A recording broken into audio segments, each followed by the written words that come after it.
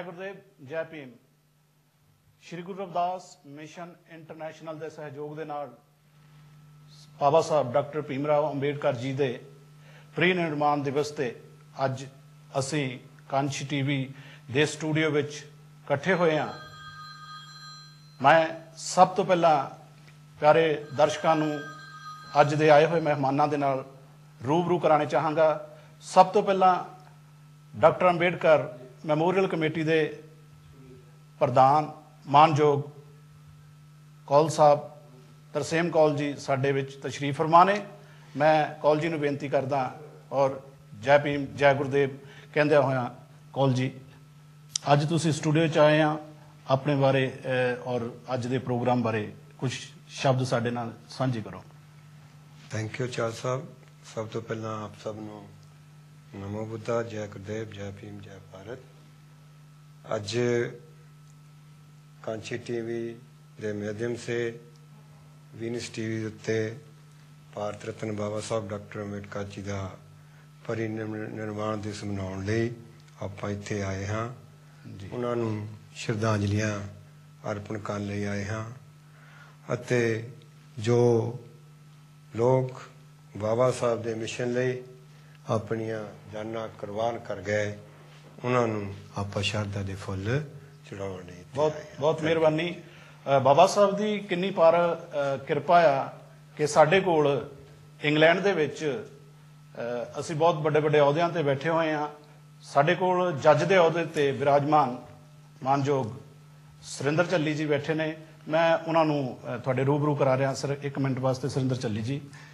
पहला तो इन्हों थोड़ा जा मैं ठीक करना चाहूँगा कि जस्टिस ऑफ पीस है जी।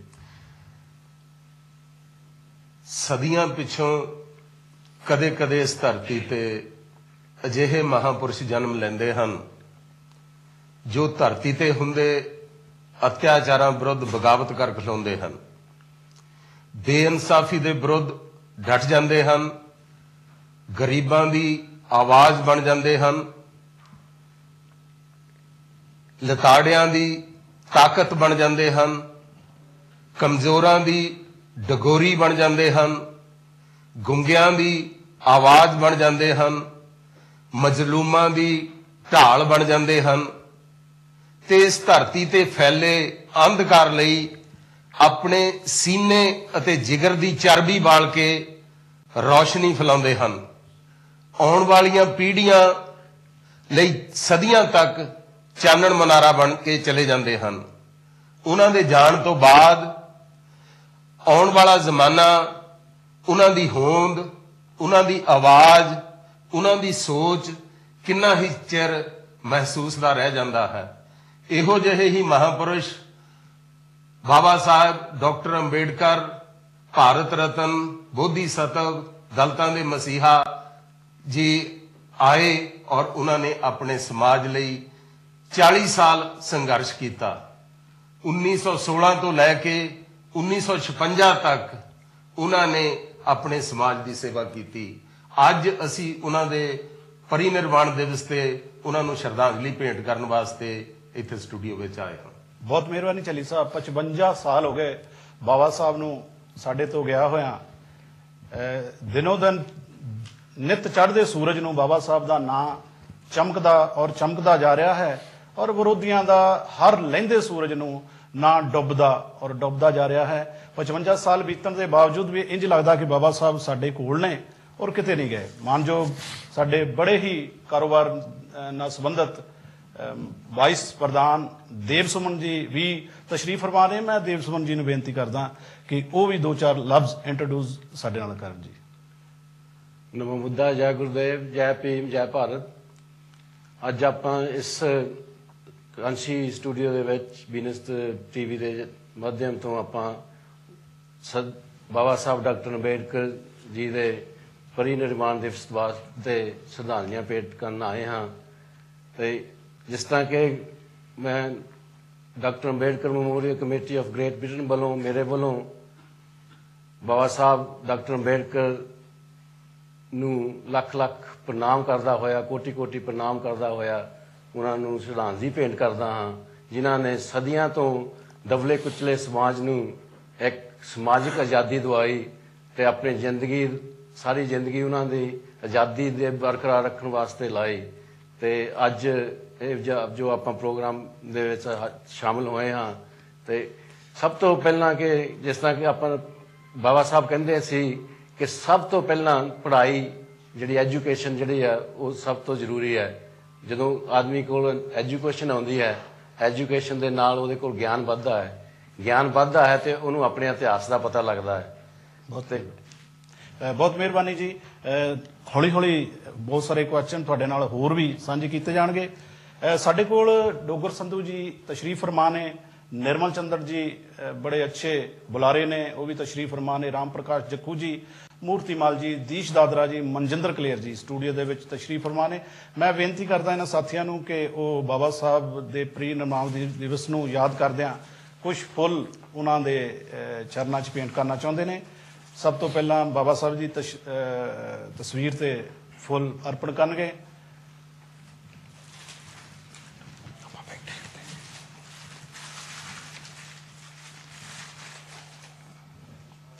ਬਹੁਤ ਮਿਹਰਬਾਨੀ ਜੱਖੂ ਜੀ, ਬਹੁਤ ਮਿਹਰਬਾਨੀ ਦਾਦਰਾ ਜੀ, ਮੂਰਤੀ ਮਾਲ ਜੀ, ਕਲੇਰ ਸਾਹਿਬ ਜੀ। ਮੋਢੇ ਨਾਲ ਮੋਢਾ ਜੋੜ ਕੇ ਔਰਤਾਂ ਜਦੋਂ ਕੰਮ ਕਰਦੀਆਂ ਨੇ ਉਹ ਕੌਮਾਂ ਹਮੇਸ਼ਾ ਤਰੱਕੀ ਕਰਦੀਆਂ ਨੇ। ਯੂਰਪ ਹੋਵੇ, ਚਾਹੇ ਇੰਡੀਆ ਹੋਵੇ ਤੇ ਚਾਹੇ ਇੰਗਲੈਂਡ ਹੋਵੇ, ਭੋਲੀ ਰੰਧਾਵਾ ਜੀ ਹਰ ਜਗ੍ਹਾ ਮਰਦਾਂ ਦੇ ਨਾਲ ਪੂਰੇ ਮੋਢੇ ਨਾਲ ਮੋਢਾ ਜੋੜ ਕੇ ਸਾਡਾ ਸਾਥ ਦਿੰਦੇ ਨੇ। ਮੈਂ ਉਹਨਾਂ ਦੇ ਵੀ ਇੱਥੇ ਆਉਣ ਤੇ ਕਾਂਸ਼ੀ ਸਟੂਡੀਓ ਦੇ ਵਿੱਚ ਧੰਨਵਾਦ ਕਰਦਾ। ਭੋਲੀ ਰੰਧਾਵਾ ਵੀ ਤਸ਼ਰੀਫ ਲੈ ਕੇ ਆਏ ਨੇ, ਉਹਨਾਂ ਦੀ ਵੀ ਬਹੁਤ ਬਹੁਤ ਮਿਹਰਬਾਨੀ। मंजिलें उनको मिलती है जिनके हौसलों में जान होती है, मंजिलें उनको मिलती है जिनके हौसलों में जान होती है, परों से कुछ नहीं होता हौसलों से उड़ान होती है। बाकी दा गां दा प्रोग्राम चलण तो पहला प्यारे दर्शकों एक गीत आप जी दे रूबरू कीता जा रहा। बाबा साहब दी जीवनी नाल संबंधित एक गीत।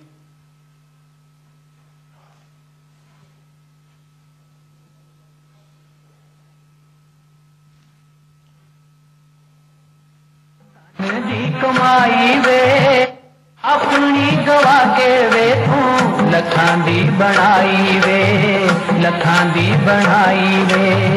तन पीमा तन, तन पीमा तन तेरी तन दी कमाई वे अपनी गवा के वे तू लखां दी बनाई वे, लखां दी बनाई वे।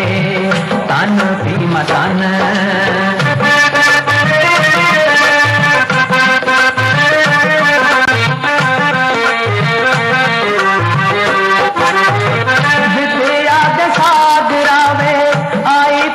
हाथ ना विद्या दे सागरावे आई तेरी हाथ ना रुकिया मिशन तेरा दिन अते रात ना, दिन अते रात ना। कामे आने जोत तेरी जोत विचों पाई वे अपनी गवा के वे तू लखां दी बनाई वे। तन पीमा तन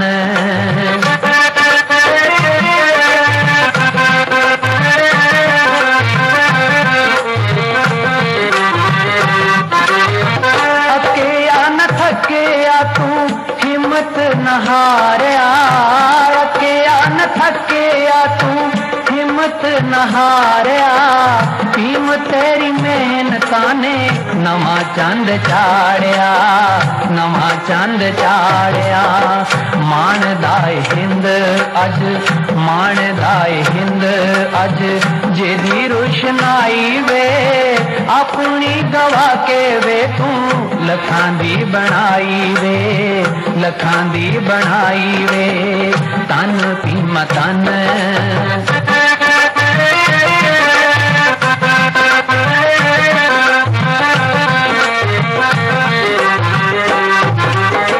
जिंदगी दे राह अड्डे तोड़ के चटाना नू, जिंदगी दे राह कड्डे तोड़ के चटाना नू। बुद्ध दी शरण दिती लखां इंसाना नू, लखां इंसाना नू। तेरा साथ देवे अज तेरी ही सच्चाई वे अपनी गवा के वे तू लखां दी बनाई वे, लखां दी बनाई वे। तन पीमा तन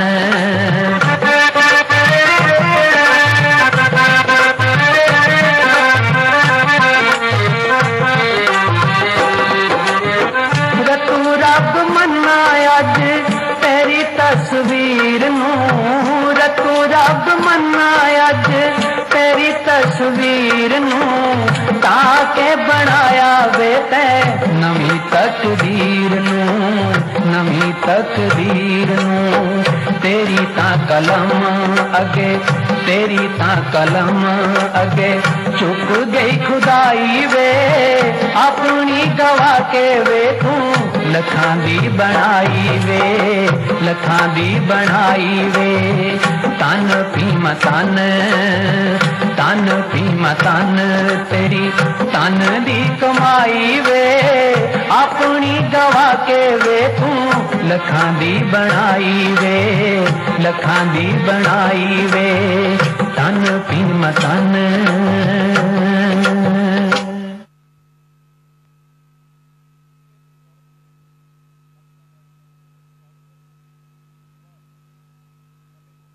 ਮਾਨਯੋਗ ਬਲਵੀਰ ਕਲੇਰ ਜੀ ਵੀ ਪਹੁੰਚੇ ਨੇ। ਸ਼੍ਰੀ ਗੁਰੂ ਰਵਿਦਾਸ ਮਹਾਰਾਜ ਤੇ ਬਾਬਾ ਸਾਹਿਬ ਦੀ ਅਪਾਰ ਕਿਰਪਾ ਦੇ ਨਾਲ ਅੱਜ ਜੋ ਚੈਨਲ ਅਸੀਂ ਆਪਣਾ ਚਲਾ ਰਹੇ ਹਾਂ, ਇਹਦੇ ਵਿੱਚ ਸਾਡੇ ਹੰਸਰਾਜ ਜੀ ਬੰਗਾ, ਬਲਵੀਰ ਕਲੇਰ ਜੀ ਤੇ ਰਮੇਸ਼ ਕਲੇਰ ਜੀ ਤੇ ਹੋਰ ਬਹੁਤ ਸਾਰੇ ਸਾਥੀਆਂ ਦਾ ਬੜਾ ਵੱਡਾ ਸਹਿਯੋਗ ਆ, ਜਿਨ੍ਹਾਂ ਦੇ ਕਰਕੇ ਅੱਜ ਅਸੀਂ ਤੁਹਾਡੇ ਰੂਬਰੂ ਹੋ ਰਹੇ ਹਾਂ। ਪਿਆਰੇ ਦਰਸ਼ਕੋ, ਐਤੀ ਮਾਰ ਪਈ ਕੁਰਲਾਣੇ ਬਚਾਵਣ ਮਰਦ ਆਇਆ ਸੀ, ਬਚਾਵਣ ਮਰਦ ਆਵੇਗਾ।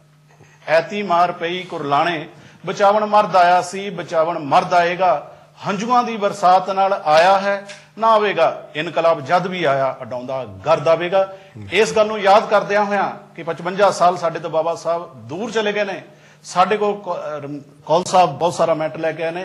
ਕੌਲ ਜੀ, ਕਿਵੇਂ ਮੁਸ਼ਕਲਾਂ ਆਈਆਂ ਬਾਬਾ ਸਾਹਿਬ ਨੂੰ ਤੇ ਕਿਵੇਂ ਸੀ ਦਲਿਤ ਸਮਾਜ ਨੂੰ ਮੁਸ਼ਕਲਾਂ ਦਾ ਹੱਲ ਹੋਇਆ ਉਹਨਾਂ ਦੇ ਆਉਣ ਦੇ ਨਾਲ?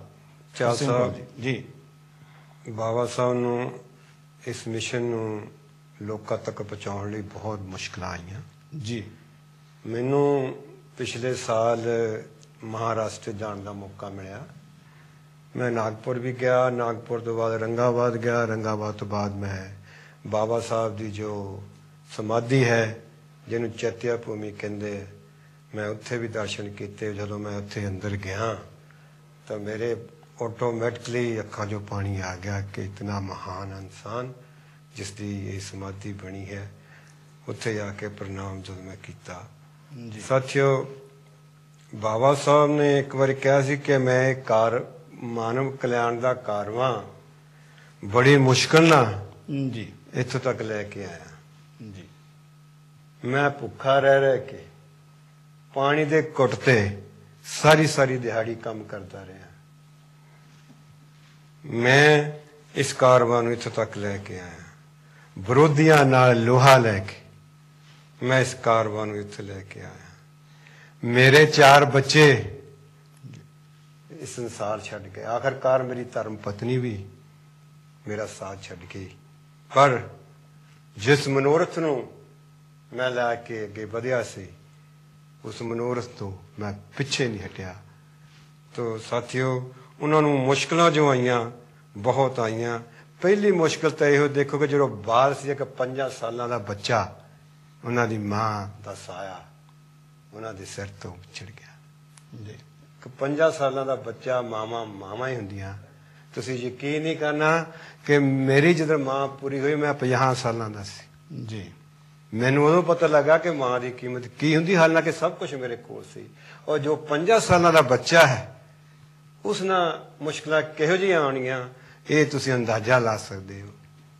ਫਿਰ ਬਾਬਾ ਸਾਹਿਬ ਨੂੰ ਸਕੂਲੇ ਪਾਇਆ ਗਿਆ, ਉਹਨਾਂ ਦਾ ਉੱਥੇ ਅਪਮਾਨ ਹੋਇਆ। ਬਾਬਾ ਸਾਹਿਬ ਜੇ ਰੋਟੀ ਦਾ ਡੱਬਾ ਵੀ ਲੈ ਕੇ ਗਏ, ਰੋਟੀਆਂ ਤੱਕ ਨਹੀਂ ਉਹਨਾਂ ਨੂੰ ਜੀ ਉਹਨੂੰ ਰੱਖਣ ਦਿੱਤੀਆਂ ਗਈਆਂ। ਕਲਾਸ ਤੋਂ ਬਾਹਰ ਰੱਖਿਆ ਗਿਆ, ਪਾਣੀ ਤੱਕ ਨਹੀਂ ਪੀਣ ਦਿੱਤਾ ਗਿਆ।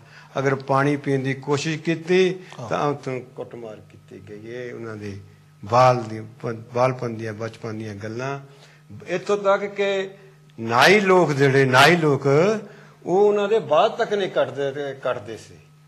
ਦੇਖੋ ਇੰਨੀ ਨਫ਼ਰਤ ਸੀਗੀ। ਪਸ਼ੂਆਂ ਦੇ ਬਾਅਦ ਤੱਕ ਕੱਟਦੇ ਸੀ। ਪਸ਼ੂ ਤਾਂ ਤਲਾਵਾਂ ਤੋਂ ਪਾਣੀ ਪੀ ਸਕਦੇ ਸੀ। ਅਗਰ ਜੇ ਕੋਈ ਮਰਦ ਪੀਂਦਾ ਸੀ ਤਾਂ ਉਹਨੂੰ ਮਤਲਬ ਦੇਖੋ ਉਸ ਵੇਲੇ ਮਨਾਹੀ ਸੀ ਜੀ। ਤੋ ਇਹ ਮੁਸ਼ਕਲਾਂ ਉਹਨਾਂ ਨੂੰ ਆਈਆਂ। ਇੱਥੋਂ ਤੱਕ ਇੱਕ ਵਾਰੀ ਉਹਨਾਂ ਨੂੰ ਆਪਣੇ ਪਿਤਾ ਜੀ ਨੂੰ ਮਿਲਣ ਗਏ ਤੇ ਉਹਨੂੰ ਇੱਕ ਟਾਂਗਾ ਕੀਤਾ। ਕੋਈ ਬਿਠਾ ਨਹੀਂ ਰਿਹਾ ਸੀ ਉਹਨਾਂ ਨੂੰ ਟਾਂਗੇ 'ਚ, ਕਿਉਂਕਿ ਅਛੂਤ ਸੀ। ਕਹਿੰਦੇ ਵੀ ਤੁਸੀਂ ਅਛੂਤ ਟਾਂਗੇ ਨਹੀਂ ਬਿਠਾ ਲੈਣਾ, ਤੁਸੀਂ ਆਪਣਾ ਸਮਾਨ ਇੱਕ ਮੰਨਿਆ। ਉਹ ਕਹਿੰਦਾ ਤੁਸੀਂ ਆਪਣਾ ਸਮਾਨ ਰੱਖ ਸਕਦੇ ਆ ਜੀ, ਲੇਕਿਨ ਤੁਸੀਂ ਨਹੀਂ ਬੈਠ ਸਕਦੇ। ਉਹ ਬਾਬਾ ਸਾਹਿਬ ਹੁਣੀ ਔਰ ਉਹਨਾਂ ਦੇ ਭਰਾ ਤੁਰ ਕੇ ਗਏ ਔਰ ਜਿੰਨੀ ਦੂਰ ਤੁਸੀਂ ਉਹ ਤੁਰ ਕੇ ਗਏ ਔਰ ਸਮਾਨ ਜਿਹੜਾ ਆਪਣੇ ਟਾਂਗੇ 'ਚ ਰੱਖਿਆ। ਬਹੁਤ ਸਾਰੀਆਂ ਮੁਸ਼ਕਲਾਂ ਉਹਨਾਂ ਨੂੰ ਆਈਆਂ। ਹਰ ਥਾਂ ਉਹਨਾਂ ਦਾ ਅਪਮਾਨ ਹੋਏ। ਬਹੁਤ ਮਿਹਰਬਾਨੀ ਜੀ। ਕੌਲ ਜੀ, ਇੱਕ ਗੱਲ ਯਾਦ ਆ ਗਈ ਕਿ ਇੱਕ ਵਾਰੀ ਸਕੂਲ ਦੇ ਵਿੱਚ ਡੀਓ ਲਫ਼ਜ਼ ਕੋਈ ਵੱਡਾ ਅਫੀਸਰ ਆਏ ਸਨ ਤੇ ਸਕੂਲ ਦੇ ਵਿੱਚ ਪੁੱਛਿਆ ਜਾ ਰਿਹਾ ਸੀ ਕਿ ਸਭ ਤੋਂ ਵੱਡੀ ਚੀਜ਼ ਕਿਹੜੀ ਆ ਜਿਹੜੀ ਛੂਹੀ ਨਹੀਂ ਜਾ ਰਹੀ, ਤੇ ਬਾਕੀਆਂ ਨੇ ਹੱਥ ਖੜੇ ਕੀਤੇ, ਦੱਸਿਆ ਜੀ ਉਹ ਚੰਦ ਹੈਗਾ ਜਿਹੜਾ ਜਿਹਨੂੰ ਅਸੀਂ ਸੂਰਜ ਆ ਜਾਂ ਚੰਦ ਆ ਉਹਨੂੰ ਅਸੀਂ ਛੂਹ ਨਹੀਂ ਸਕਦੇ। ਲੇਕਿਨ ਡਾਕਟਰ ਅੰਬੇਡਕਰ ਦਾ ਹੱਥ ਹਜੇ ਵੀ ਖੜਾ ਸੀ। ਜਦੋਂ ਡੀਓ ਨੇ ਪੁੱਛਿਆ ਵੀ ਬੇਟੇ ਤੇਰਾ ਹੱਥ ਕਿਉਂ ਖੜਾ, ਇਹਦਾ ਕੁਐਸਚਨ ਦਾ ਆਨਸਰ ਜਿਹੜਾ ਮਿਲ ਗਿਆ, ਉਹ ਕਹਿੰਦਾ ਨਹੀਂ ਜੀ ਸੂਰਜ ਚੰਦ ਨਹੀਂ ਗਾ, ਮੇਰੇ ਲਈ ਉਹ ਕੜਾ ਆ ਜਿੱਥੋਂ ਮੈਂ ਪਾਣੀ ਨਹੀਂ ਪੀ ਸਕਦਾ, ਮੈਂ ਇਹਨੂੰ ਛੂਹ ਨਹੀਂ ਸਕਦਾ। ਸੋ ਇਹੋ ਜਿਹੀਆਂ ਮੁਸ਼ਕਲਾਂ ਦੇ ਵਿੱਚ ਬਾਬਾ ਸਾਹਿਬ ਨੇ ਸਾਡੀ ਕੌਮ ਲਈ ਕੰਮ ਕੀਤਾ। ਉਹਨਾਂ ਨੂੰ ਅੱਜ ਯਾਦ ਕਰਦਿਆਂ ਕਾਂਚੀ ਟੀਵੀ ਦਾ ਬਹੁਤ ਬਹੁਤ ਧੰਨਵਾਦ ਕਰਦੇ ਹਾਂ। ਮੇਰੇ ਕੋਲ ਸਾਡੇ ਭੁੱਲੀ ਰੰਧਾਵਾ ਜੀ, ਡੋਗਰ ਜੀ ਔਰ ਚੰਦਰ ਸਾਹਿਬ ਆਏ ਨੇ। ਉਹ ਵੀ ਬਾਬਾ ਸਾਹਿਬ ਜੀ ਦੇ ਚਰਨਾਂ 'ਚ ਕੁਝ ਫੁੱਲ ਅਰਪਿਤ ਕਰਨਾ ਚਾਹੁੰਦੇ ਨੇ। ਕਾਂਚੀ ਟੀਵੀ ਦੇ ਮਾਧਿਅਮ ਤੋਂ ਅੱਜ ਯੂਕੇ ਤੋਂ ਯੂਰਪ ਦੇ ਵਿੱਚ ਦਿਖਾਇਆ ਜਾ ਰਿਹਾ ਇਹ programme Shri Guru Ravidas mission international ਦੇ ਸਹਿਯੋਗ ਦੇ ਨਾਲ ਬਹੁਤ ਬਹੁਤ ਧੰਨਵਾਦ ਕਰਦੇ ਹੋਏ ਇਸ ਪ੍ਰੋਗਰਾਮ ਨੂੰ ਹਰਬੰਸ ਸ਼ੌਂਕੀ ਜੀ ਅਤੇ ਨਿਰਮਲ ਮਹੇ ਜੀ ਸਾਡੇ ਪ੍ਰੈਜ਼ੈਂਟਰ ਚੰਚਾਰ ਲਾਉਂਦੇ ਨੇ। ਬਹੁਤ ਮਿਹਰਬਾਨੀ ਜੀ। ਭੁੱਲੀ ਰੰਧਾਵਾ ਜੀ, ਚੰਦਰ ਸਾਹਿਬ ਡੋਗਰ ਜੀ ਤੇ ਬਲਵੀਰ ਕਲੇਰ ਜੀ। ਇੱਕ ਗੱਲ ਜੀ ਸਰ, ਮੈਂ ਉਹਦੇ ਨਾਲ ਸੰਬੰਧ ਹੈ, ਮੈਂ ਦੱਸਣਾ ਚਾਹੁੰਦਾ ਕਿ ਬਾਬਾ ਸਾਹਿਬ ਜੀ ਜਦੋਂ ਪੜ੍ਹ ਕੇ ਗਏ ਆ ਤਾਂ ਉਹਨਾਂ ਨੂੰ ਇਹ ਐਗਰੀਮੈਂਟ ਸੀ ਰਾਜੇ ਦਾ ਕਿ ਉਹਨਾਂ ਨੂੰ ਨੌਕਰੀ ਕਰਨੀ ਪੈਣੀ ਜੀ। ਜਦੋਂ ਉਹਨਾਂ ਨੇ ਆਪਣੇ ਦਫ਼ਤਰ ਦੇ ਵਿੱਚ ਨੌਕਰੀ ਕਰਦੇ ਸੀ ਤਾਂ ਈਵਨ ਉੱਥੇ ਦਾ ਚਪੜਾਸੀ ਵੀ ਜਿਹੜੀਆਂ ਫਾਈਲਾਂ ਸੀ ਉੱਤੋਂ ਇਦਾਂ ਸਿੱਟਦੇ ਸੀ ਜੀ। ਇੰਨਾ ਅਪਮਾਨਿਤ ਜੀ। ਇੱਕ ਹੋਰ ਇੱਥੇ ਨਾਲ ਮੈਂ ਦੱਸ ਦੇਣਾ ਚਾਹੁੰਦਾ ਕਿ ਉਹਨਾਂ ਨੂੰ ਰਹਿਣ ਲਈ ਕੋਈ ਜਗ੍ਹਾ ਨਹੀਂ ਮਿਲ ਰਹੀ ਸੀ ਜੀ। ਇੱਕ ਪਾਰਸੀ ਸਰਾਂ ਸੀ ਜਿੱਥੇ ਉਹਨਾਂ ਨੂੰ ਰਹਿਣ ਲਈ ਜਗ੍ਹਾ ਮਿਲੀ, ਪਰ ਜਦੋਂ ਉਹਨਾਂ ਨੂੰ ਪਤਾ ਲੱਗਾ ਕਿ ਇਹ ਇੱਕ ਛੂਤ ਹੈ ਤਾਂ ਉਹਨਾਂ ਨੂੰ ਉਸੇ ਰਾਤ ਨੂੰ ਉਹਦਾ ਸਮਾਨ ਕੱਢ ਕੇ ਬਾਹਰ ਸੜਕ ਤੇ ਸਿੱਟ ਦਿੱਤਾ ਔਰ ਉਹਨਾਂ ਨੇ ਸਾਰੀ ਰਾਤ ਤੱਕ ਦਰਖਤ ਦੇ ਥੱਲੇ ਕੱਟੀ। ਤਾਂ ਉਹਨਾਂ ਨੇ ਇੱਕ ਗੱਲ ਕੀਤੀ, ਕਹਿੰਦੇ ਵੀ ਦੇਖੋ ਮੇਰੇ ਕੋਲ ਬੈਗ ਡਿਗਰੀਆਂ ਦਾ ਭਰਿਆ ਆ ਜੀ, ਮੇਰਾ ਇਹ ਹਾਲ ਆ ਤਾਂ ਜਿਹੜੇ ਮੇਰੇ ਲੋਕ ਪਿੰਡਾਂ ਵਿੱਚ ਰਹਿ ਰਹੇ ਆ ਅਨਪੜ੍ਹ ਲੋਕ ਜੀ, ਉਹਨਾਂ ਦਾ ਕੀ ਹਾਲ ਹੋਊਗਾ। ਕਹਿੰਦਾ ਅਗਰ ਮੈਂ ਉਹਨਾਂ ਦੇ ਲਈ ਆਪਣੇ ਲੋਕਾਂ ਦੇ ਲਈ ਕੁਛ ਨਾ ਕਰ ਸਕਿਆ ਤਾਂ ਆਪਣੇ ਆਪ ਨੂੰ ਗੋਲੀ ਮਾਰ ਕੇ ਖਤਮ ਕਰ। ਬਹੁਤ ਮਿਹਰਬਾਨੀ ਜੀ। ਬੜੀ ਦੁਖਦਾਇਕ ਗੱਲ ਘਟਨਾ ਤੁਸੀਂ ਸਾਡੇ ਨਾਲ ਸਾਂਝੀ ਕੀਤੀ ਹੈ। ਕਹਿੰਦੇ ਨੇ ਕਿ ਜਿਹੜਾ ਲਿਟਰੇਚਰ ਹੈ, ਸਾਹਿਤ ਹੈ, ਉਹ ਆਪਣੇ ਆਪ ਦੇ ਵਿੱਚ ਵਿਕਾਸ ਕਰਦਾ ਹੈ। ਕਿਸੇ ਲਾਇਬ੍ਰੇਰੀ 'ਚ ਪਿਆ ਸਾਹਿਤ ਆਪਣੇ ਆਪ ਵੱਧਦਾ ਹੈ। ਬਾਬਾ ਸਾਹਿਬ ਨੇ ਜਿਸ ਚੇਅਰ ਦੇ ਜਿਸ ਟੇਬਲ ਤੇ ਮੁੰਬਈ ਦੇ ਵਿੱਚ ਬਹਿ ਕੇ ਸਿਰ ਸੁੱਟ ਕੇ ਲਿਖਿਆ, 40 ਕਿਤਾਬਾਂ ਉਹਨਾਂ ਨੇ ਸਮਾਜ ਨੂੰ ਦਿੱਤੀਆਂ। ਉਹ 40 ਕਿਤਾਬਾਂ ਅਸੀਂ ਪੜ੍ਹ ਨਹੀਂ ਸਕਦੇ, ਉਸ ਮਹਾਮਾਨਵ ਨੇ ਲਿਖੀਆਂ। ਉਹ ਸਾਹਿਤ ਕਿਵੇਂ ਤਰੱਕੀ ਕੀਤਾ, ਉਹ ਸਾਹਿਤ ਨੇ ਕੀ ਗੁੱਲ ਲਿਆਂਦੇ, ਕੀ ਖਿਲਾਇਆ, ਕਿਹੜੇ ਫੁੱਲ ਉਹਨਾਂ ਨੇ ਖਿੰਡੇ ਨੇ। ਸਾਹਿਬ ਸ਼੍ਰੀ ਕਾਂਸ਼ੀ ਰਾਮ ਨੇ 2 ਕਿਤਾਬਾਂ ਪੜ੍ਹ ਕੇ ਪੂਰੇ ਭਾਰਤ ਦੇ ਵਿੱਚ ਇਹੋ ਜਿਹਾ ਰਿਜ਼ਲਟ ਦਿੱਤਾ ਕਿ ਅੱਜ ਯੂਪੀ ਦੇ ਵਿੱਚ ਬਹੁਜਨ ਸਮਾਜ ਪਾਰਟੀ ਨੇ ਇੱਕ ਬਹੁਤ ਵੱਡਾ ਆਪਣਾ ਸਰਕਾਰ ਖੜੀ ਕੀਤੀ ਆ। ਸੋ ਇਸ ਤਰ੍ਹਾਂ ਸਾਹਿਤ ਜਿਹੜਾ ਆ, ਲਿਟਰੇਚਰ ਜਿਹੜਾ ਉਹ ਆਪਣੇ ਆਪ ਵਿੱਚ ਵਿਕਾਸ ਕਰਦਾ ਆ। ਮੈਂ ਮਾਨਯੋਗ ਸਾਡੇ ਕੋਲ ਸੁਰਿੰਦਰ ਝੱਲੀ ਜੀ ਬੈਠੇ ਨੇ, ਉਹਨਾਂ ਕੋਲੋਂ ਪੁੱਛਾਂਗਾ ਕਿ ਬਾਬਾ ਸਾਹਿਬ ਦੀਆਂ ਜੋ ਬੁੱਕਾਂ ਨੇ, ਉਹ ਕੁਝ ਬੁੱਕਾਂ ਜਿਹੜੀਆਂ ਹਿੰਦੂਵਾਦੀ ਸਮਾਜ ਦੇ ਲੋਕਾਂ ਨੇ ਪ੍ਰਕਾਸ਼ਿਤ ਨਹੀਂ ਹੋਣ ਦਿੱਤੀਆਂ, ਉਹਨਾਂ ਬਾਰੇ ਸ਼ਾਰਟ ਦੇ ਵਿੱਚ ਸਾਨੂੰ ਦੱਸਣ ਜੀ। ਚਲ ਸਾਹਿਬ, ਅੱਜ ਬਾਬਾ ਸਾਹਿਬ ਦਾ ਨਾਮ ਰਹਿ ਕੇ ਇੱਕ ਸਿਧਾਂਤ ਬਣ ਗਿਆ ਜੀ। ਬਾਬਾ ਸਾਹਿਬ ਸਾਡੇ ਵਿੱਚੋਂ ਚਲੇ ਗਏ, ਲੇਕਿਨ ਬਾਬਾ ਸਾਹਿਬ ਨੇ ਸਭ ਤੋਂ ਮਾਰਕੇ ਦਾ ਜਿਹੜਾ ਕੰਮ ਕੀਤਾ ਉਹ ਆਪਣੇ ਵਿਚਾਰਾਂ ਨੂੰ ਕਲਮਬੰਦ ਕਰ ਗਏ। ਉਹਨਾਂ ਨੇ ਸਾਡੇ ਲਈ ਇੱਕ ਐਸਾ ਭੰਡਾਰ ਛੱਡ ਦਿੱਤਾ ਜਿਸ ਨੂੰ ਸਾਂਭਣਾ ਹੁਣ ਅੰਬੇਡਕਰ ਦੇ ਪੈਰੋਕਾਰਾਂ ਦੀ ਜ਼ਿੰਮੇਵਾਰੀ ਬਣਦੀ ਹੈ। ਮਹਾਰਾਸ਼ਟਰ ਦੀ ਸਰਕਾਰ ਨੇ 26 ਵੋਲੀਅਮ ਉਹਨਾਂ ਦੇ ਵਿਚਾਰਾਂ ਦੇ ਪ੍ਰਕਾਸ਼ਿਤ ਕੀਤੇ ਹਨ, ਲੇਕਿਨ ਉਹ ਵੋਲੀਅਮ ਵਿੱਚੋਂ ਬਹੁਤ ਵੱਡੇ ਸੀਗੇ, ਉਹਨਾਂ ਨੂੰ ਛੋਟੇ ਕਰਕੇ ਹੁਣ 40 ਵੋਲੀਅਮ ਉਹਨਾਂ ਦੇ ਛਪ ਚੁੱਕੇ ਨੇ। ਬਾਬਾ ਸਾਹਿਬ ਦੀ ਸੈਂਟੀਨਰੀ ਤੇ 1991 ਦੇ ਵਿੱਚ doctor Ambedkar foundation, ministry of social justice and employment, government of India ਵੱਲੋਂ ਇਹ ਵਾਅਦਾ ਕੀਤਾ ਗਿਆ ਸੀ ਕਿ ਭਾਰਤ ਦੀਆਂ ਨੌਜਵਾਨਾਂ ਦੇ ਵਿੱਚ ਬਾਬਾ ਸਾਹਿਬ ਜੀ ਦੇ ਵਿਚਾਰਾਂ ਨੂੰ ਪ੍ਰਕਾਸ਼ਿਤ ਕੀਤਾ ਜਾਵੇਗਾ। ਇਸ ਕੰਮ ਵਾਸਤੇ ਉਹਨਾਂ ਨੇ 9 ਕਰੋੜ ਰੁਪਈਆ ਉਹਨਾਂ ਨੂੰ ਦਿੱਤਾ ਸੀ। ਪੰਜਾਬੀ ਦੇ ਵਿੱਚ ਜਿਹੜੀਆਂ ਕਿਤਾਬਾਂ ਉਹਨਾਂ ਦੀਆਂ ਸਿਰਫ 3 ਉਲਥਾ ਹੋਈਆਂ ਅੱਜ ਤੋਂ 18 ਸਾਲ ਪਹਿਲਾਂ, ਲੇਕਿਨ ਉਸ ਤੋਂ ਬਾਅਦ ਕੋਈ ਕਿਤਾਬ ਪ੍ਰਕਾਸ਼ਿਤ ਨਹੀਂ ਹੋਈ। ਮੈਨੂੰ ਅਪ੍ਰੈਲ ਦੇ ਵਿੱਚ ਮੈਂ ਇੰਡੀਆ ਗਿਆ ਤਾਂ ਕੁਝ ਇੱਕ ਮੌਕਾ ਮਿਲਿਆ, ਜਿਹੜੇ ਉਹਨਾਂ ਦੇ ਫਸਟ ਆਫੀਸਰ ਔਨ ਡਿਊਟੀ ਸੀ ਉਹਨਾਂ ਕੋਲੋਂ ਪਤਾ ਲੱਗਿਆ ਕਿ 20 ਸਾਲਾਂ ਵਿੱਚ ਉਹ 9 ਕਰੋੜ ਰੁਪਈਆ ਵੱਧ ਕੇ 165 ਕਰੋੜ ਰੁਪਈਆ ਬਣ ਚੁੱਕਿਆ। ਪੈਸੇ ਦੀ ਕੋਈ ਘਾਟ ਨਹੀਂ, ਲੇਕਿਨ ਕਿਤਾਬਾਂ ਨਹੀਂ ਛਪ ਰਹੀਆਂ। ਮੈਨੇ ਉਹਨਾਂ ਦੇ ਕੋਲ ਬੇਨਤੀ ਕੀਤੀ ਕਿ ਮੈਨੂੰ ਡਾਕਟਰ ਅੰਬੇਡਕਰ ਫਾਊਂਡੇਸ਼ਨ ਦੇ ਡਾਇਰੈਕਟਰ ਨਾਲ ਮਿਲਾਓ। ਉਹਨਾਂ ਦੇ ਨਾਲ ਅਪਾਇੰਟਮੈਂਟ ਬਣਾ ਕੇ ਦਿੱਲੀ ਮੇਰੀ 4 ਘੰਟੇ ਉਹਨਾਂ ਦੇ ਨਾਲ ਗੱਲਬਾਤ ਹੋਈ ਔਰ ਉਹਨਾਂ ਨੂੰ ਕਨਵਿੰਸ ਕੀਤਾ ਗਿਆ ਕਿ ਪੰਜਾਬੀ ਦੇ ਵਿੱਚ ਉਲਥਾ ਕਰਨ ਵਾਸਤੇ ਅਸੀਂ ਤੁਹਾਨੂੰ ਰਾਈਟਰ ਦਿੰਦੇ ਆ, ਤੁਸੀਂ ਬਾਬਾ ਸਾਹਿਬ ਦੀਆਂ ਕਿਤਾਬਾਂ ਜਿਹੜੀਆਂ ਉਹ ਛਪਵਾਓ। ਜੋ ਪੰਜਾਬੀ ਦੇ ਵਿੱਚ ਕਿਤਾਬਾਂ ਛਪਦੀਆਂ ਨੇ ਉਹਨਾਂ ਦੇ ਚੇਅਰਮੈਨ ਡਾਕਟਰ ਲੇਖਰਾਜ ਪਰਵਾਨਾ ਜੀ ਹਨ। ਉਹਨਾਂ ਨੂੰ ਸੱਦ ਕੇ ਚੰਡੀਗੜ੍ਹ ਦੇ ਵਿੱਚ ਕਿਸਾਨ ਭਵਨ ਦੇ ਵਿੱਚ ਇੱਕ ਮੀਟਿੰਗ ਹੋਈ, ਜਿੱਥੇ ਉਹਨਾਂ ਨੂੰ ਰਾਈਟਰ ਵੀ ਲਿਆਂਦੇ ਗਏ ਔਰ ਉਹਨਾਂ ਦੇ ਨਾਲ ਜਦੋਂ ਗੱਲਬਾਤ ਕੀਤੀ ਕਿ ਇਹ ਜਿਹੜੇ ਵੋਲੀਅਮ ਆ ਇਹ ਨਿਕਲਣੇ ਚਾਹੀਦੇ ਆ, ਤਾਂ ਉਹਨਾਂ ਨੇ ਕੁਝ ਠੰਡੀ ਮੱਠੀ ਜੇ ਗੱਲ ਕਰਕੇ ਜੀ 14 ਵੋਲੀਅਮ ਤੱਕ ਬਣ ਰਹੇ ਆ, ਸਾਰਾ ਹੋ ਰਿਹਾ। ਜਦੋਂ ਦੇਖਿਆ ਕਿ ਗੱਲ ਕਿਸੇ ਤਰ੍ਹਾਂ ਬਣ ਨਹੀਂ ਰਹੀ ਤਾਂ ਜੋ ਵਿਨੇ ਕੁਮਾਰ ਪੌਲ ਜੀ ਹਨ, ਜੋ ਡਾਇਰੈਕਟਰ ਹਨ, ਉਹਨਾਂ ਨੇ ਕਿਹਾ ਵੀ ਇਸ ਤਰ੍ਹਾਂ ਕਰੋ, ਤੁਸੀਂ ਸਾਨੂੰ 15, 16, 17, 18, 19, 20 6 ਉਹ ਦੇ ਦਿਓ। ਤਾਂ ਉਹ 6 ਜਿਹੜੇ ਆ ਉਹ ਉਹਨਾਂ ਦਾ ਅਨੁਵਾਦ ਜਦੋਂ ਹੋਣਾ ਸ਼ੁਰੂ ਹੋ ਗਿਆ ਤਾਂ ਬਾਅਦ ਦੇ ਵਿੱਚ ਜਦੋਂ ਮੈਂ ਪਤਾ ਕੀਤਾ ਕਿ ਪ੍ਰੋਗਰੈਸ ਕਿੱਥੇ ਤੱਕ ਗਈ ਆ ਤਾਂ ਉਹਨਾਂ ਨੇ ਕਿਹਾ ਕਿ ਉਹ ਜੀ ਸਾਡੇ ਕੋਲ ਤਾਂ 32 ਵੋਲੀਅਮ ਤਿਆਰ ਆ। ਉਹਨਾਂ ਨੇ ਕਿਹਾ ਜੇ ਤਿਆਰ ਆ ਤਾਂ ਸਾਨੂੰ ਲਿਆ ਕੇ ਦਿਓ, ਜਾਣੀ ਕਿ ਉਹ ਗੱਲ ਨੂੰ ਫਿਰ ਠੰਡੇ ਬਸਤੇ ਦੇ ਵਿੱਚ ਪਾ ਦਿੱਤਾ ਗਿਆ।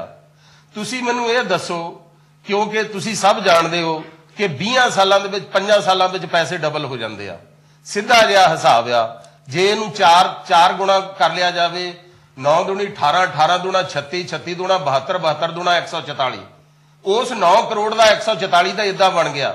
ਲੇਕਿਨ ਵਿੱਚ ਇੱਕ ਇਹੋ ਜਿਹਾ ਸਮਾਂ ਵੀ ਆਇਆ ਸੀ ਜਦੋਂ 3 ਸਾਲਾਂ ਬਾਅਦ ਪੈਸੇ ਡਬਲ ਹੋ ਜਾਂਦੇ ਸੀ।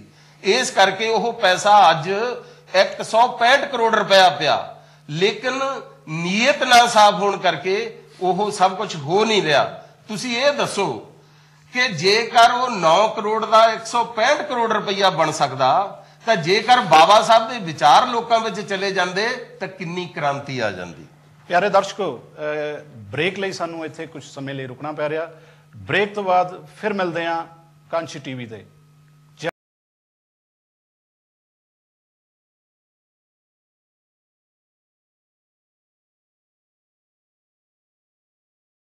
ਜੈ ਗੁਰਦੇਵ, ਜੈ ਭੀਮ। ਯੂਕੇ ਤੇ ਯੂਰਪ ਦੇ ਦਰਸ਼ਕਾਂ ਦਾ ਇੱਕ ਵਾਰੀ ਫਿਰ ਸਵਾਗਤ ਹੈ ਬ੍ਰੇਕ ਤੋਂ ਬਾਅਦ।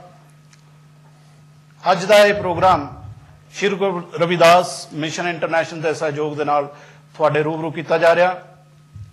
ਇਸ ਪ੍ਰੋਗਰਾਮ ਨੂੰ ਰੂਬਰੂ ਕਰਨ ਲਈ ਸਾਡੇ ਕੈਮਰਾਮੈਨ ਰਣਜੀਤ ਰਾਣਾ ਜੀ, ਸਤਪਾਲ ਸਰੋਏ ਜੀ, ਰਾਜਕੁਮਾਰ ਰੰਧਾਵਾ ਜੀ ਦਾ ਬੜਾ ਵੱਡਾ ਸਹਿਯੋਗ ਹੈ। ਉਹਨਾਂ ਦਾ ਧੰਨਵਾਦ ਕਰਦੇ ਕਰਦੇ ਅਸੀਂ ਮਾਨਯੋਗ ਦੇਵਰਾਜ ਸੁਮਨ ਜੀ ਦੇ ਨਾਲ ਰੂਬਰੂ ਹੋਵਾਂਗੇ। ਕਹਿੰਦੇ ਨੇ ਕਿ ਹਾਥੀ ਬਹੁਤ ਜ਼ਿਆਦਾ ਜਦੋਂ ਵਿਗੜ ਜਾਂਦਾ ਤਾਂ ਉਹਦਾ ਮੁਹਾਵਤ ਉਹਦਾ ਮਾਲਕ ਆਉਂਦਾ, ਉਹਦੇ ਆ ਕੇ ਪੈਰ ਦੇ ਵਿੱਚ ਸੰਗਲ ਪਾ ਦਿੰਦਾ ਤਾਂ ਉਹ ਖੁੰਖਾਰ ਬਣਿਆ ਹਾਥੀ ਇੱਕ ਨਿੱਕੇ ਜਿਹੇ ਸੰਗਲ ਨਾਲ ਆਪਣੇ ਆਪ ਨੂੰ ਬੱਝਿਆ ਸਮਝਦਾ ਆ। ਇਸ ਦਾ ਮਤਲਬ ਹੈ ਕਿ ਮੈਂਟਲੀ ਸਲੇਵਰੀ ਜਿਹੜੀ ਆ, ਸਾਡੀ ਮਾਨਸਿਕ ਗੁਲਾਮੀ ਜਿਹੜੀ ਆ, ਉਹ ਸਾਨੂੰ ਜ਼ਿਆਦਾ ਪਰੇਸ਼ਾਨ ਕਰਦੀ ਆ। ਮੇਰੇ ਬੜੇ ਹੀ ਅੱਛੇ ਦੋਸਤ ਦੇਵਰਾਜ ਜੀ ਸੁਮਨ ਸਾਡੇ ਬੈਠੇ ਨੇ, ਮੈਂ ਉਹਨਾਂ ਨੂੰ ਬੇਨਤੀ ਕਰਦਾ ਕਿ ਡਾਕਟਰ ਅੰਬੇਦਕਰ ਜੀ ਦੇ ਮਿਸ਼ਨ ਨਾਲ ਉਹ ਕਿਵੇਂ ਜੁੜੇ, ਉਸ ਬਾਰੇ 2-4 ਲਫ਼ਜ਼ ਸਾਡੇ ਨਾਲ ਸਾਂਝੇ ਕਰਨ। ਦੇਵਰਾਜ ਸੁਮਨ ਜੀ। ਸ਼ੁਕਰੀਆ ਚਾਲ ਸਾਹਿਬ। ਨਮੋ ਬੁੱਧਾ, ਜੈ ਗੁਰਦੇਵ, ਜੈ ਭੀਮ, ਜੈ ਭਾਰਤ। ਚਾਲ ਸਾਹਿਬ, ਇਹ ਗੱਲ 1977 ਦੀ ਹੈ ਕਿ ਕੋਇਨਸੀਡੈਂਟ ਹੈ ਕਿ ਜਦੋਂ ਅਸੀਂ ਦਿੱਲੀ ਦੇ ਵਿੱਚ ਰੈਗਰਪੁਰੇ ਮਹੱਲੇ ਦੇ ਵਿੱਚ ਸ਼੍ਰੀ ਕਾਂਸ਼ੀ ਰਾਮ ਜੀ ਨੂੰ ਮਿਲੇ ਤਾਂ ਉਹਨਾਂ ਤੋਂ ਮੈਂ ਬੜਾ ਪ੍ਰਭਾਵਿਤ ਹੋਇਆ ਜਦੋਂ ਮੈਨੂੰ ਉਹਨਾਂ ਦੀ ਸ਼ਖਸੀਅਤ ਹੀ ਦੇਖੀ। ਤੇ ਉਦੋਂ ਬਾਅਦ ਫਿਰ ਮੈਨੂੰ ਇੰਗਲੈਂਡ ਆਉਣ ਦਾ ਮੌਕਾ ਮਿਲਿਆ ਤੇ ਸਾਡੇ ਸੁਰਿੰਦਰ ਝੱਲੀ ਸਾਹਮਣੇ ਬੈਠੇ ਨੇ, ਇਹਨਾਂ ਦੇ ਨਾਲ ਮੇਰੀ ਹੂਬਹੂ ਗੱਲਬਾਤ ਹੋਈ ਤੇ ਇਹਨਾਂ ਨੇ ਮੈਨੂੰ ਬਾਬਾ ਸਾਹਿਬ ਦੇ ਜੀਵਨ ਅਤੇ ਮਿਸ਼ਨ, ਉਹਨਾਂ ਦੇ ਕਿਤਾਬ ਜਿਹੜੀ ਲਾਹੌਰੀ ਰਾਮ ਬਾਲੀ ਜੀ ਨੇ ਲਿਖੀ, ਉਹ ਮੈਨੂੰ ਦਿੱਤੀ। ਤੇ ਜਦੋਂ ਮੈਂ ਪੜ੍ਹੀ ਤੇ ਮੈਂ ਸਾਰੀ ਰਾਤ ਉਹ ਕਿਤਾਬ ਨੂੰ ਪੜ੍ਹਦਾ ਜਦੋਂ ਮੈਂ ਪੜ੍ਹਦਾ ਮੇਰੇ ਅੱਖਾਂ ਦੇ ਵਿੱਚੋਂ ਹੰਝੂ ਆ ਗਏ ਕਿ ਬਾਬਾ ਸਾਹਿਬ ਨੇ ਇੰਨਾ ਕੁਝ ਸਾਡੇ ਲਈ ਕੀਤਾ ਤੇ ਕੀ ਸਾਡਾ ਕੋਈ ਫਰਜ਼ ਨਹੀਂ ਬਣਦਾ ਕਿ ਅਸੀਂ ਵੀ ਬਾਬਾ ਸਾਹਿਬ ਨੇ ਜੋ ਸਾਡੇ ਲਈ ਕੀਤਾ ਅਸੀਂ ਉਹਦੇ ਰਿਣੀ ਆ, ਕਿ ਉਹ ਰਿਣੀ ਕਿ ਅਸੀਂ ਕਦੇ ਵੀ ਆਪਣੀ ਜ਼ਿੰਦਗੀ ਵਿੱਚ ਵੀ ਰਹਿਣੋਂ ਪੇ ਬੈਕ ਨਹੀਂ ਦੇ ਸਕਦੇ, ਵਾਪਸ ਨਹੀਂ ਕਰ ਸਕਦੇ, ਪਰ ਫਿਰ ਵੀ ਜਿੰਨਾ ਵੀ ਹੋਣਾ ਚਾਹੀਦਾ ਸਾਨੂੰ ਕੁਛ ਨਾ ਕੁਛ ਕਰਨਾ ਚਾਹੀਦਾ। ਤੇ ਉਸ ਦਿਨ ਤੋਂ ਮੇਰੀ ਇਹ ਲੱਗਣ ਲੱਗੀ ਕਿ ਮੈਂ ਅੱਜ ਤੋਂ ਪ੍ਰਣ ਕਰਦਾ ਕਿ ਮੈਂ ਸਾਰੀ ਜਿੰਨਾ ਵੀ ਮੇਰੇ ਜੀਵਨ ਹੈ ਉਸ ਜੀਵਨ ਦੇ ਵਿੱਚ ਜਿੰਨਾ ਵੀ ਮੈਂ ਕਰ ਸਕਾਂਗਾ ਬਾਬਾ ਸਾਹਿਬ ਦੇ ਮਿਸ਼ਨ ਦੇ ਪ੍ਰਚਾਰ ਪ੍ਰਸਾਰ ਵਾਸਤੇ ਮੈਂ ਤਨੋ ਮਨੋ ਅਤੇ ਧਨ ਦੇ ਨਾਲ ਮੈਂ ਆਪਣੇ ਸਮਾਜ ਦੀ ਸੇਵਾ ਕਰਾਂਗਾ। ਮੈਨੂੰ ਉਸ ਗੱਲ ਤੋਂ ਇੱਕ ਹੋਰ ਚੋਟ ਲੱਗੀ ਕਿ ਬਾਬਾ ਸਾਹਿਬ ਨੇ ਆਗਰਾ ਦੇ ਵਿੱਚ ਸੁਤੰਤਰਤਾ ਇੰਡੀਪੈਂਡੈਂਟ ਮੈਦਾਨ ਦੇ ਵਿੱਚ ਇੱਕ ਭਾਸ਼ਣ ਦੇ ਵਿੱਚ ਕਿਹਾ ਸੀ, ਬੜੇ ਉਹਨਾਂ ਨੇ ਭਰੇ ਗੱਲ ਮਨ ਦੇ ਨਾਲ ਕਿਹਾ ਕਿ ਮੈਨੂੰ ਇਹ ਜਿਹੜਾ ਪੜ੍ਹੇ ਲਿਖੇ ਲੋਕਾਂ ਦਾ ਨੇ ਮੈਨੂੰ ਧੋਖਾ ਦਿੱਤਾ, ਕਿ ਇਹ ਮੇਰੇ ਸਮਾਜ ਦੇ ਜਿਹੜੇ ਪੜ੍ਹੇ ਲਿਖੇ ਲੋਕ ਨੇ, ਮੈਂ ਤਾਂ ਚਾਹੁੰਦਾ ਸੀ ਕਿ ਇਹ ਉੱਚੀਆਂ ਤੋਂ ਉੱਚੀਆਂ ਪਦਵੀਆਂ ਪ੍ਰਾਪਤ ਕਰਕੇ ਤੇ ਆਪਣੇ ਸਮਾਜ ਨੂੰ, ਆਪਣੇ ਬਾਕੀ ਦੇ ਭਰਾਵਾਂ ਨੂੰ, ਆਪਣੇ ਭੈਣਾਂ ਨੂੰ, ਆਪਣੇ ਸਮਾਜ ਦੇ ਵਾਸਤੇ ਕੁਛ ਨਾ ਕੁਛ ਕਰਨਗੇ। ਪਰ ਬੜੇ ਅਫਸੋਸ ਦੀ ਗੱਲ ਹੈ ਕਿ ਇਹ ਲੋਕ ਸਿਰਫ ਤੇ ਸਿਰਫ ਆਪਣੇ ਪਰਿਵਾਰਾਂ ਨੂੰ ਪਾਲਣ ਜੋਗੇ ਰਹਿ ਗਏ।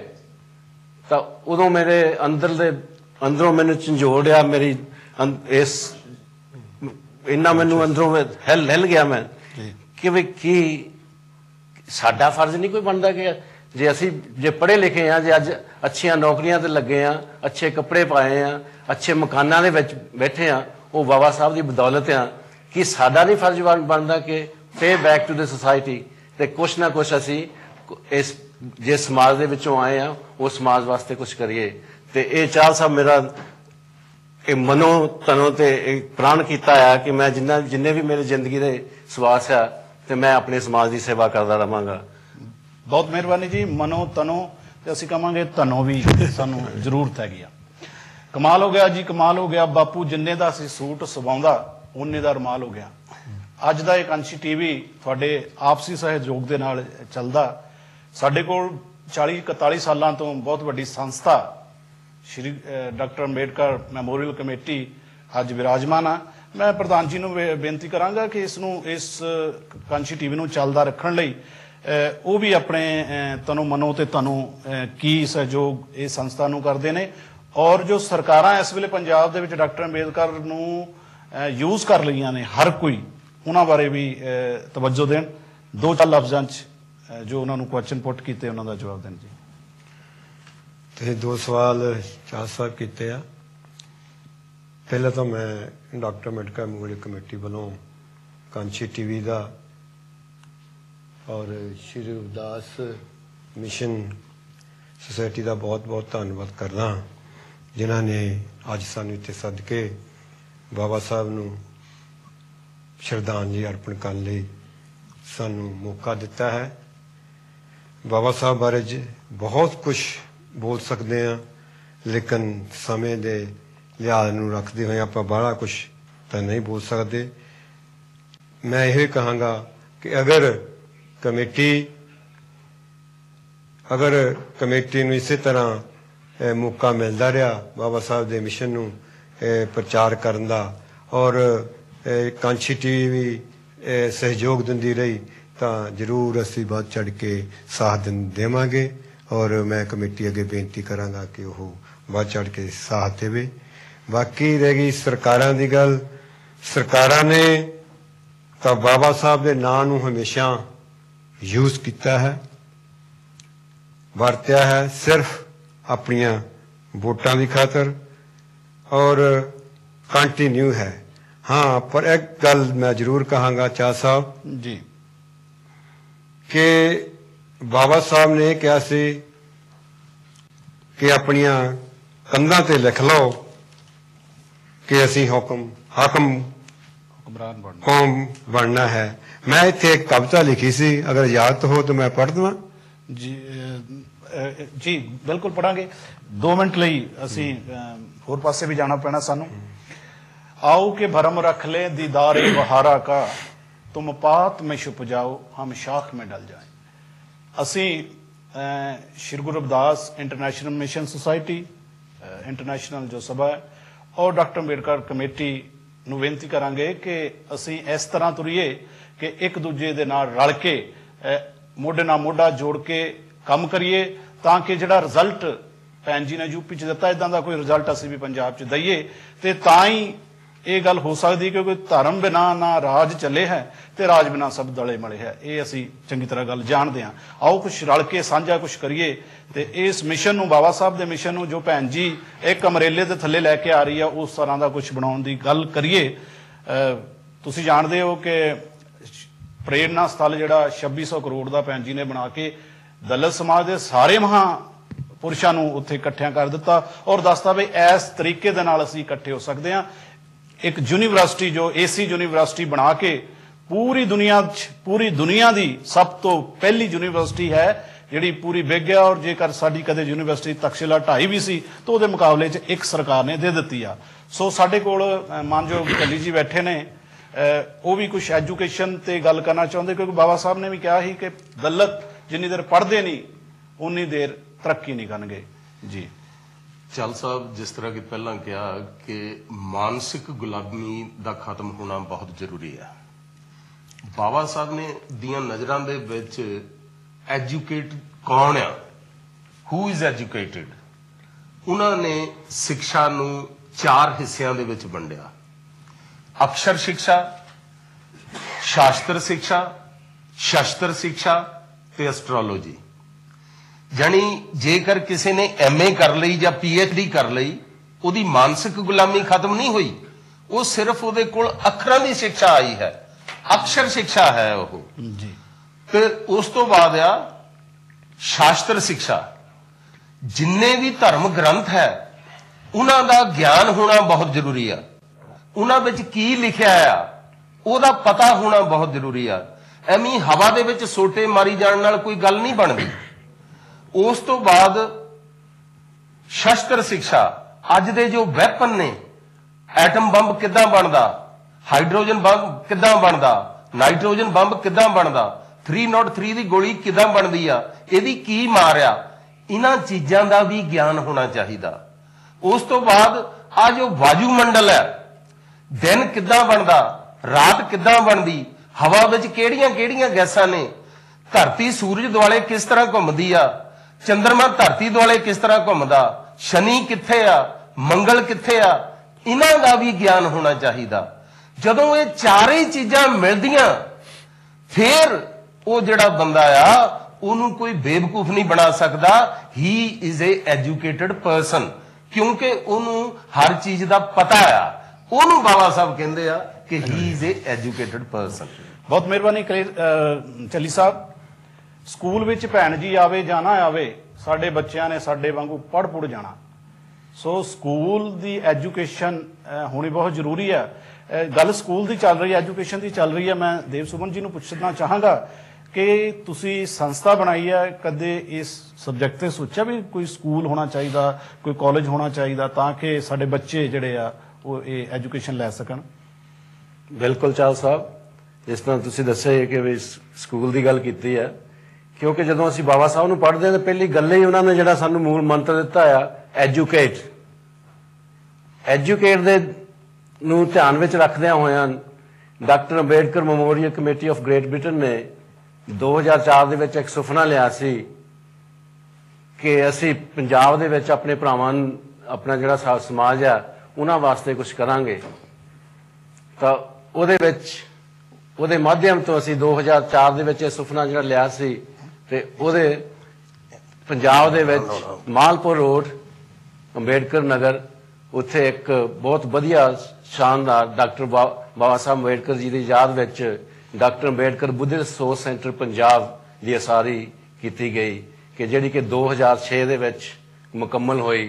ਉਹ ਬਾਬਾ ਸਾਹਿਬ ਦੇ 50ਵੇਂ ਦੀਕਸ਼ਾ ਦਿਵਸ ਤੇ ਅਸੀਂ ਉਹਨਾਂ ਨੂੰ ਸਮਰਪਿਤ ਕੀਤੀ। ਉਹਦੇ ਵਿੱਚ ਅੱਜ ਮੈਂ ਪਿਛਲੇ ਹਫ਼ਤੇ ਹੀ ਇੰਡੀਆ ਤੋਂ ਵਾਪਸ ਆਇਆ ਹਾਂ ਤੇ ਉਹ ਦੇਖ ਕੇ ਆਇਆ, ਤੇ ਉਹਦੇ ਵਿੱਚ ਅੱਜ ਜਿਸ ਤਰ੍ਹਾਂ ਦਾ ਸਕੂਲ ਦੀ ਗੱਲ ਚੱਲੀ ਹੈ, ਅੱਜ ਅਸੀਂ ਉੱਥੇ ਸਕੂਲ ਇੱਕ ਚਲਾ ਰਹੇ ਹਾਂ, ਬਹੁਤ ਹੀ ਬਾਖੂਬੀ ਨਾਲ ਉਹ ਸਕੂਲ ਚੱਲ ਰਿਹਾ ਹੈ। ਤੇ ਉੱਥੇ ਦਾ ਸਟਾਫ, ਉੱਥੇ ਦੀ ਮੈਨੇਜਮੈਂਟ ਕਮੇਟੀ, ਉਹਨਾਂ ਦੇ ਨਾਲ ਮੁਲਾਕਾਤ ਹੋਈ ਤੇ ਜਿਸ ਤਰ੍ਹਾਂ ਮੈਨੂੰ ਉਹਨਾਂ ਰਿਪੋਰਟ ਦਿੱਤੀ ਕਿ ਬਹੁਤ ਹੀ ਸਹੀ ਵਧੀਆ ਤਰੀਕੇ ਦੇ ਨਾਲ ਸਕੂਲ ਚੱਲ ਰਿਹਾ। ਹੁਣ ਉਹ ਸਕੂਲ 5ਵੀਂ ਕਲਾਸ ਤੱਕ ਚੱਲ ਰਿਹਾ ਤੇ ਉਹਨਾਂ ਨੇ ਮੈਨੂੰ ਵਾਅਦਾ ਕੀਤਾ ਕਿ ਅਗਲੇ ਸਾਲ ਅਸੀਂ ਇਹਨੂੰ 8ਵੀਂ ਤੱਕ ਜਾਂ +2 ਤੱਕ ਸਕੂਲ ਨੂੰ ਲੈ ਜਾਵਾਂਗੇ, ਜਿੱਥੇ ਕਿ ਬਹੁਤ ਹੀ ਥੋੜੀ ਫੀਸ ਤੇ ਅਸੀਂ ਜਿਹੜੇ ਗਰੀਬ ਬੱਚੇ ਉੱਥੇ ਆਲੇ ਦੁਆਲੇ ਪਿੰਡਾਂ ਦੇ ਆ ਉਹਨਾਂ ਨੂੰ ਅਸੀਂ ਐਜੂਕੇਸ਼ਨ ਪ੍ਰਦਾਨ ਕਰ ਰਹੇ ਹਾਂ। ਉਹ ਨਾਲੋਂ ਨਾਲ ਜਦੋਂ ਵੀ ਹੁੰਦਾ ਕਿ ਉਹਨਾਂ ਨੂੰ ਯੂਨੀਫਾਰਮ ਵੀ ਦਿੱਤੀਆਂ ਜਾ ਰਹੀਆਂ, ਤੇ ਉਹਦੇ ਨਾਲ ਬੱਚਿਆਂ ਦੇ ਵਾਸਤੇ ਅਸੀਂ ਉਹਨਾਂ ਦੀ ਡੈਂਟਲ ਦੇ ਕੈਂਪ ਲਾਏ ਜਾਂਦੇ ਹਨ, ਤੇ ਅਗਲੇ ਸਾਲ ਅਸੀਂ ਇੱਕ ਹੋਰ ਡੈਂਟਲ ਕੈਂਪ ਵੀ ਲਾ ਰਹੇ ਹਾਂ। ਤੇ ਉਹਦੇ ਨਾਲ ਫਿਰ ਅਸੀਂ ਕੀ ਕਰ ਰਹੇ ਹਾਂ ਕਿ ਅਸੀਂ ਸਾਡੇ ਮਾਨਯੋਗ ਮੈਂਬਰ ਮੋਹਨ ਲਾਲ ਮਹਿਮੀ ਜੀ ਦੀ ਯਾਦ ਵਿੱਚ ਹਰ ਸਾਲ ਉੱਥੇ ਅੱਖਾਂ ਦਾ ਕੈਂਪ ਲੱਗਦਾ ਹੈ। ਅੱਖਾਂ ਦੇ ਕੈਂਪ ਦੇ ਵਿੱਚ ਜਿੰਨੇ ਵੀ ਸਾਡੇ ਗਰੀਬ ਸਮਾਜ ਦੇ ਲੋਕ ਆਉਂਦੇ ਨੇ ਉਹਨਾਂ ਦਾ ਫ੍ਰੀ ਇਲਾਜ ਕੀਤਾ ਜਾਂਦਾ, ਫ੍ਰੀ ਚੈੱਕਅਪ ਕੀਤਾ ਜਾਂਦਾ। ਜੇ ਕਿਸੇ ਨੂੰ ਐਨਕ ਦਵਾਈ ਜਾਂ ਕਿਸੇ ਦਾ ਆਪਰੇਸ਼ਨ ਹੋਣਾ, ਉਹਦਾ ਤੋਂ ਇੱਕ ਵੀ ਪੈਸਾ ਨਹੀਂ ਲਿਆ ਜਾਂਦਾ। ਤੇ ਉਹਦੇ ਨਾਲ ਹੀ ਇੱਕ ਕਮਿਊਨਿਟੀ ਸੈਂਟਰ ਹੈ ਜੀ, ਕਿ ਜਿਹੜਾ ਕਿ ਸਾਡੇ ਸਮਾਜ ਵਾਸਤੇ, ਉਹਨਾਂ ਦੇ ਪਿੰਡਾਂ ਵਾਸਤੇ, ਕਿ ਅੱਜ ਕੱਲ੍ਹ ਮਹਿੰਗਾਈ ਇੰਨੀ ਆ, ਤੇ ਅਸੀਂ ਉਹ ਕਮਿਊਨਿਟੀ ਸੈਂਟਰ ਜਿਹੜਾ ਆ ਬਹੁਤ ਹੀ ਥੋੜੀ ਕੀਮਤ ਤੇ ਉਹਨਾਂ ਨੂੰ ਅਸੀਂ ਦੇ ਰਹੇ ਹਾਂ ਕਿ ਆਪਣੇ ਵਿਆਹ ਸ਼ਾਦੀਆਂ, ਜੋ ਬੱਚਿਆਂ ਦੀਆਂ ਪਾਰਟੀਆਂ ਵਗੈਰਾ, ਉਹਨਾਂ ਨੂੰ ਅਸੀਂ ਉਹ ਦੇ ਰਹੇ ਹਾਂ। ਤੇ ਉਹਦਾ ਉਹ ਹਾਇਰ ਕਰਕੇ ਤੇ ਉਹਦੇ ਵਿੱਚ ਜੋ ਵੀ ਉਹਨਾਂ ਦੇ ਫੰਕਸ਼ਨ ਨੇ ਉਹ ਉੱਥੇ ਕਰਦੇ ਨੇ। ਤੇ ਦੂਸਰੀ ਗੱਲ ਰਹੀ ਕਿ ਪੰਜਾਬ ਸਕੂਲ ਦੀ +2 ਦੀ ਅਗਲੇ ਸਾਲ ਅਸੀਂ ਉਹ +2 ਤੱਕ ਸਕੂਲ ਦੀ ਤਿਆਰੀ ਕਰ ਰਹੇ ਹਾਂ ਜੀ। ਪਿਆਰੇ ਦਰਸ਼ਕੋ, ਜਿੱਥੇ ਨਾ ਪਹੁੰਚੇ ਰਵੀ, ਉੱਥੇ ਪਹੁੰਚੇ ਕਵੀ। ਸਾਡੇ ਕੋਲ ਤਰਸੇਮ ਕੌਲ ਜੀ ਕਵਿਤਾ ਲੈ ਕੇ ਬੈਠੇ ਨੇ, ਪਰ ਕਵਿਤਾ ਵੀ ਸੁਣਾਂਗੇ। ਸਭ ਤੋਂ ਪਹਿਲਾਂ ਮੈਂ ਜਾਣਨਾ ਚਾਹਾਂਗਾ ਕਿ ਜੋ ਤੁਸੀਂ ਸਕੂਲ ਚਲਾ ਰਹੇ ਆ, ਉਹ ਸਕੂਲ ਨੂੰ ਇਨਕਮ ਬਹੁਤ ਜ਼ਰੂਰੀ ਹੈ, ਪੈਸਾ ਬੜਾ ਜ਼ਰੂਰੀ ਆ। ਕੀ ਤੁਹਾਨੂੰ ਇੰਗਲੈਂਡ ਦੇ ਆਮ ਲੋਕੀ ਸਹਿਯੋਗ ਦਿੰਦੇ ਆ ਜਾਂ ਤੁਸੀਂ ਆਪਣੇ ਤੌਰ ਤੇ ਕੋਈ ਉਹਦਾ ਫੰਡ ਰੇਜ਼ ਕਰਦੇ ਹੋ? ਅਸੀਂ ਆਪਣੇ ਤੌਰ ਤੇ ਚਾਲ ਸਾਹਿਬ ਫੰਡ ਰੇਜ਼ ਕਰਦੇ ਹਾਂ। ਕਮੇਟੀ ਨੇ ਕੋਲ ਜੋ ਫੰਡ ਆਉਂਦਾ, ਮੈਂਬਰ ਜੋ ਸਪੋਰਟ ਕਰ ਰਹੇ ਆ, ਅਸੀਂ ਉਹਦੇ ਵਿੱਚੋਂ ਹੀ ਉੱਥੇ ਸਕੂਲ ਤੇ ਲਾ ਰਹੇ ਹੈਗੇ ਆ।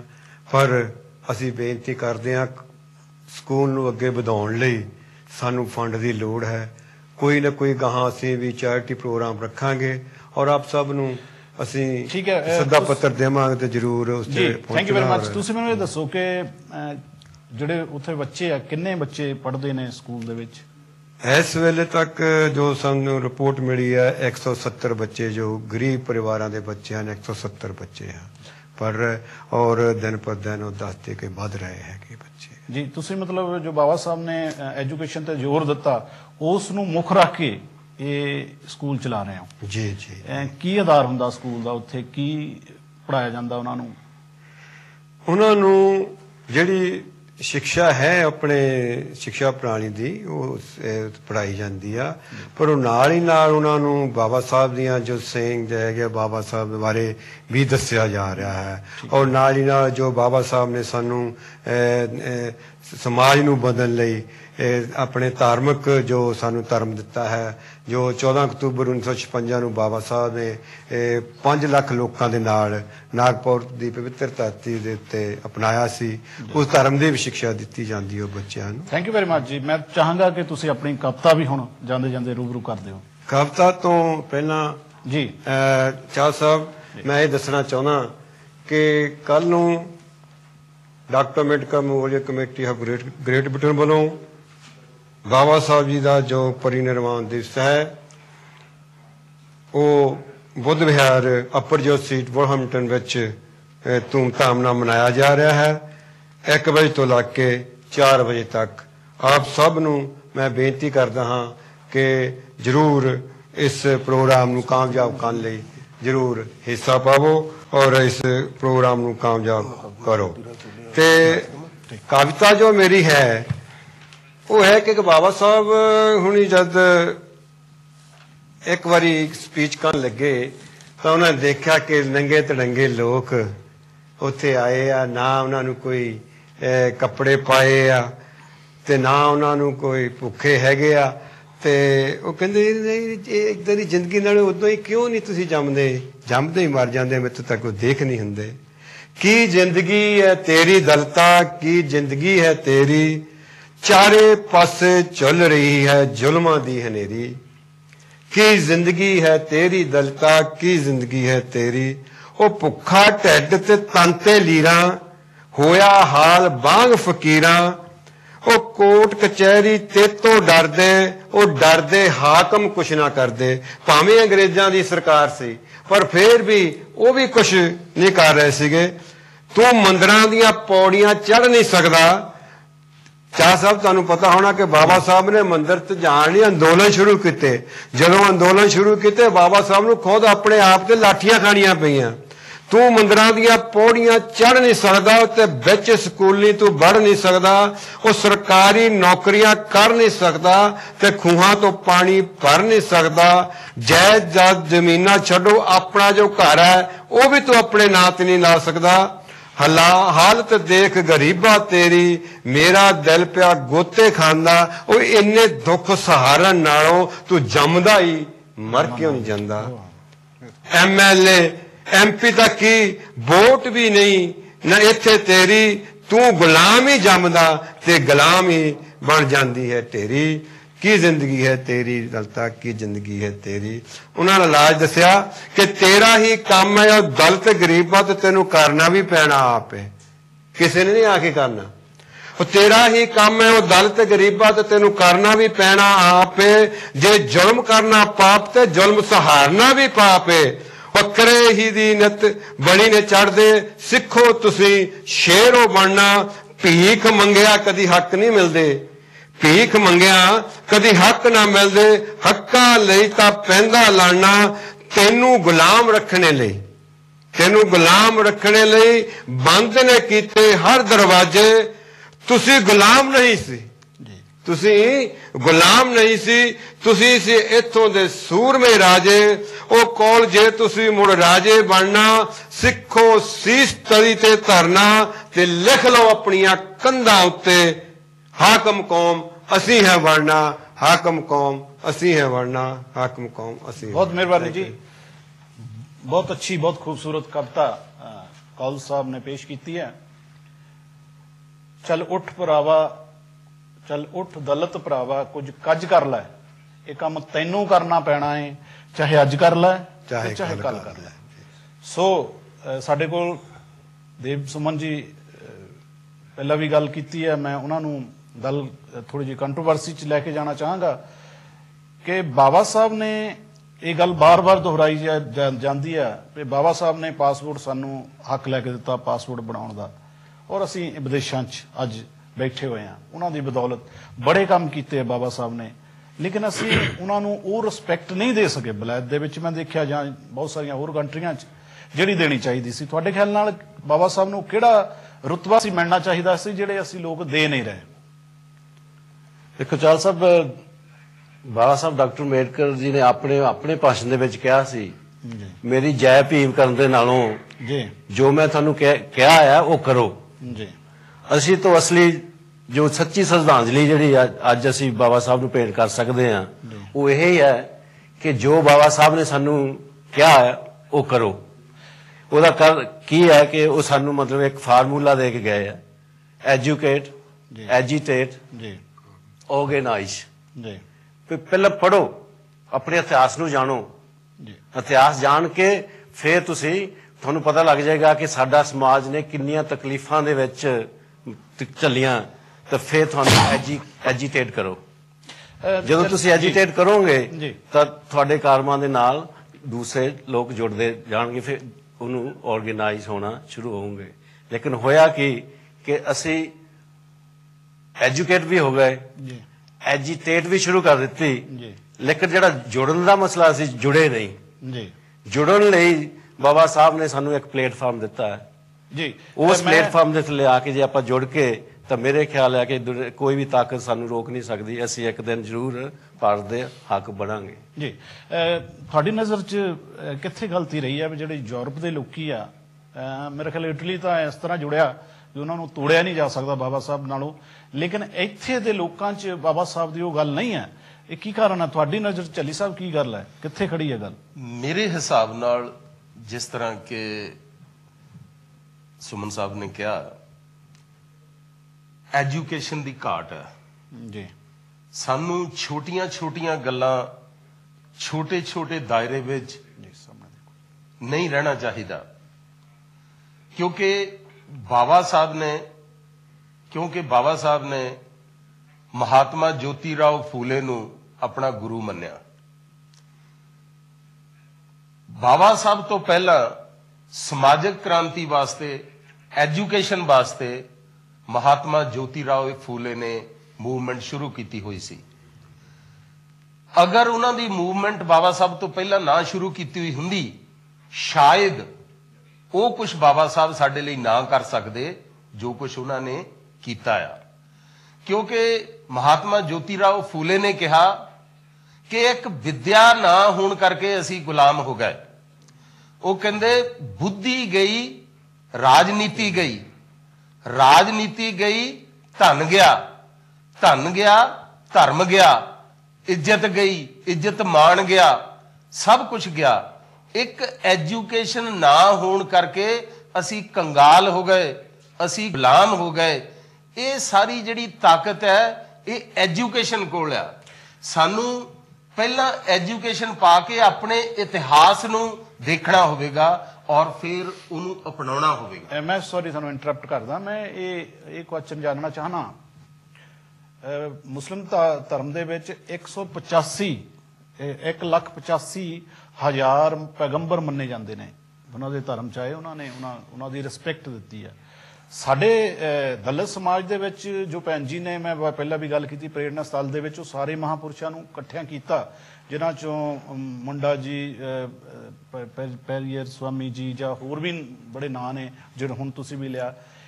ਅਸੀਂ ਲੋਕ ਇਹ ਸਾਰੇ ਜੋ ਨਾਂ ਦਲਿਤ ਸਮਾਜ 'ਚ ਵਰਕ ਕਰਨ ਵਾਲੇ ਨੇ, ਉਹਨਾਂ ਨੂੰ ਇਕੱਠਿਆਂ ਲੈ ਕੇ ਕਿਉਂ ਨਹੀਂ ਤੁਰ ਰਹੇ ਜਾਂ ਤੁਰ ਸਕੇ ਨਹੀਂ? ਦੇਖੋ, ਹਰ ਮਹਾਂਪੁਰਸ਼ ਨੇ ਆਪਣੇ ਜ਼ਮਾਨੇ ਵਿੱਚ ਆਪਣੇ ਹਿਸਾਬ ਨਾਲ ਜੋ ਕੁਝ ਉਹ ਕਰ ਸਕਦੇ ਸੀ ਉਹ ਕੀਤਾ। ਜਿਸ ਤਰ੍ਹਾਂ ਕਿ ਬਾਬਾ ਸਾਹਿਬ ਨੇ ਵੀ ਜਿਹੜੇ ਸਾਡੇ ਬਜ਼ੁਰਗ ਹੋਏ ਨੇ ਪਹਿਲਾਂ, ਉਹਨਾਂ ਦਾ ਸਤਿਕਾਰ ਕੀਤਾ। ਜੀ ਥੈਂਕ ਯੂ। ਜੀ ਜੀ ਜੀ ਉਹਨਾਂ ਦਾ ਸਤਿਕਾਰ ਕੀਤਾ। ਜਿਵੇਂ ਕਿ ਹੂ ਵਾਜ਼ ਦਾ ਸ਼ੂਦਰਾ ਜਿਹੜੀ ਕਿਤਾਬ ਆ, ਉਹਨਾਂ ਨੇ ਸਾਡੇ 3 ਮਹਾਂਪੁਰਸ਼ਾਂ ਨੂੰ, ਸ੍ਰੀ ਗੁਰੂ ਰਵਿਦਾਸ ਜੀ, ਚੋਖਾ ਮੇਲਾ, ਨੰਦਨਾਰ, ਉਹਨਾਂ ਨੂੰ ਅਰਪਿਤ ਕੀਤੀ ਆ। ਉਹਨਾਂ ਨੇ ਉਹਨਾਂ ਦੇ ਕੰਮਾਂ ਨੂੰ ਸਲਾਹਿਆ ਕਿ ਆਪਣੇ ਜ਼ਮਾਨੇ ਵਿੱਚ ਆਪਣੇ ਹਿਸਾਬ ਨਾਲ ਉਹ ਜੋ ਕੁਝ ਕਰ ਸਕਦੇ ਸੀ ਉਹਨਾਂ ਨੇ ਕੀਤਾ। ਇਸ ਲਈ ਮੈਂ ਉਹਨਾਂ ਦਾ ਸਤਿਕਾਰ ਕਰਦਾ। ਬਹੁਤ ਮਿਹਰਬਾਨੀ ਜੀ। ਟਾਈਮ ਬੜਾ ਸਪੀਡ ਦੇ ਨਾਲ ਜਾ ਰਿਹਾ, ਗੱਲਾਂ ਬੜੀਆਂ ਕਰਨ ਵਾਲੀਆਂ ਨੇ, ਕੁਝ ਹੋਰ ਬਹੁਤ ਸਾਰੀਆਂ ਗੱਲਾਂ ਰਹਿ ਗਈਆਂ ਨੇ ਮਨਾਂ 'ਚ। ਟਾਈਮ ਟੂ ਟਾਈਮ ਆਪਾਂ ਉਹ ਵੀ ਕਵਰ ਕਰਦੇ ਰਵਾਂਗੇ। ਮੈਂ ਥੋੜਾ ਜਿਹਾ ਸ਼ਾਰਟ 'ਚ ਜਾਣਨਾ ਚਾਹਾਂਗਾ, ਕੌਲ ਜੀ, ਤੁਸੀਂ ਅੰਬੇਡਕਰ ਕਮੇਟੀ ਨੇ ਬਾਬਾ ਸਾਹਿਬ ਨਾਲ ਸੰਬੰਧਿਤ ਕੀ ਬਣਾਇਆ, ਇੱਕ ਅੱਧੇ ਮਿੰਟ ਦੇ ਵਿੱਚ? ਚਾਲ ਜੀ, ਅਸੀਂ ਇੱਥੇ ਬੁਰਹਾਮਪਟਨ ਦੇ ਵਿੱਚ ਇੱਕ ਬਹੁਤ ਅੱਛਾ ਸੈਂਟਰ ਤਿਆਰ ਕੀਤਾ, ਡਾਕਟਰ ਅੰਬੇਡਕਰ ਬੁੱਧਿਸਟ ਸੈਂਟਰ, ਜਿਸ ਵਿੱਚ ਇੱਕ ਬੁੱਧ ਵਿਹਾਰ ਹੈ, एक बाबा साहब के नाम से कम्यूनिटी सेंटर है और बाबा साहब का स्टैचू भी है और बाबा साहब का मैं अपने म्यूजियम भी है जितों बाबा साहब दी चीज़ां असीं उत्थे साਂਭ के रखियां होईयां हन। तो टाइम टू टाइम उत्थे अपने फंक्शन भी हुंदे रहिंदे आ। जिस तरह कल ही फंक्शन असीं बाबा साहब दा परिणाम दा सीगा, बाबा साहब जन्मदिन रखदे आ, बुद्ध जयंती रखदे आ, दा प्रोग्राम हुंदे रहिंदे आ और मैਡੀਟੇਸ਼ਨ ਦੀਆਂ ਕਲਾਸਾਂ भी उत्थे लगदियां हैगियां। म्यूजियम च की है ਤੁਹਾਡੇ ਕੋਲ? म्यूजियम ते बाबा साहब ਦੀਆਂ बहुत ਸਾਰੀਆਂ ਚੀਜ਼ਾਂ ਅਸੀਂ ਰੱਖੀਆਂ। जिस तरह उन्हों का जो पहला कोट सी ना जो वकालत का कोट सीगा वो भी हैगा साडे कोल। फिर उन्हों दियां जो सूट है, टाइयां है जे अपने। थैंक यू वेरी मच जी, बहुत मेहरबानी जी। कुछ गल्लां मैं पहला भी बेनती की है कि करने वालियां सी रह गई ने। उजाले अपनी यादों के हमारे साथ रहने दो, ना जाने जिंदगी की किस गली में शाम हो जाए। प्यारे पाठको, यूके ते यूरोप दे विच तुसीं सानू टीवी कांशी टीवी के माध्यम तो सुन रहे हो और बहुत मेहरबानी। जय भीम, जय गुरुदेव, नमो बुद्धाय निर्माण कर बहुत मेहरबानी।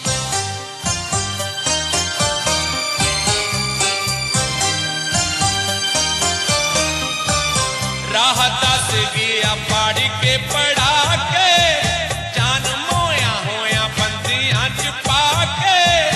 राह दस गया पढ़ के पढ़ा के जान मोया होया बंदियां च पा के। आप सौ गया तू कौम नू जगा के, आप सौ गया तू